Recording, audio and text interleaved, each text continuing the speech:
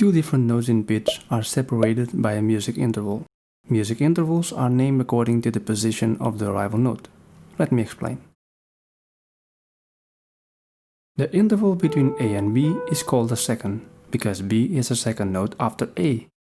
The interval between A and C is called a third, because C is the third note counting from A.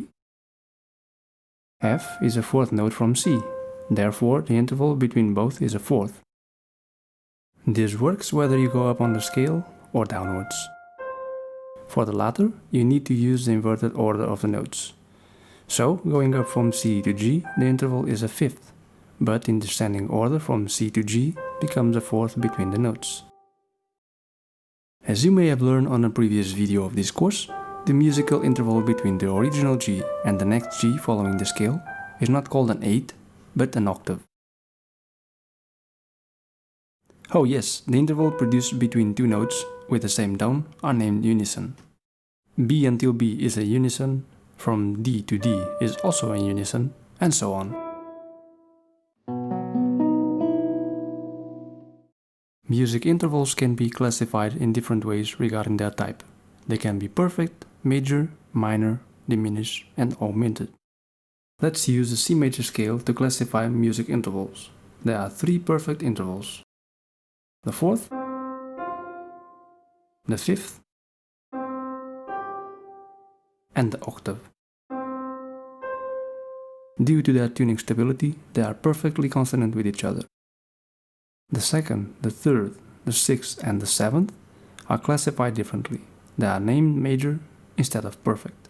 For instance, the interval between C and D is a major second produced by two notes positioned a whole tone apart or two half steps. Between C and E, we have a major third, a distance of two whole tones. The intervals between C and A and C and B are also major intervals. Music intervals are flexible. They can become bigger or smaller. As you've seen earlier, the interval between C and E was a major third, being two whole tones apart. What if we calculate the distance between A and C? Well, it's still a third because C is a third note counting from A, but in this case there aren't two whole steps further apart, but only 1.5 step, in comparison with C and E. So in this case we call it a minor third. If you want to transform the minor third from A into a major third, then you have to raise the pitch of the note C by half step, adding a sharp to the note.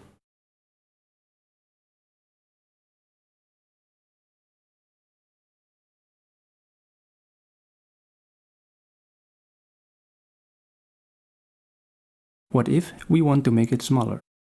D to G is a perfect fourth. D to G sharp is an augmented fourth. And finally, from D to G flat is a diminished fourth. To summarize all this information, perfect intervals such as unison, fourth, fifth, and octave can become augmented and diminished. However, the second, third, sixth, and the seventh can either be classified as major, minor, augmented, and diminished. I'm glad you came along until the end of this video. It is a lot of theory to absorb, so I hope you have learned something more about music. Give it a like if you find this useful, and leave your questions on the comment section below. I'll be happy to reply it. If you haven't watched the other videos of this course yet, please check out this playlist to learn more about the basics of music theory. You can also visit UniGuitar.com to follow the online courses where you can get detailed information and exercises to develop your skills. Thanks for watching, and I'll see you on the next video.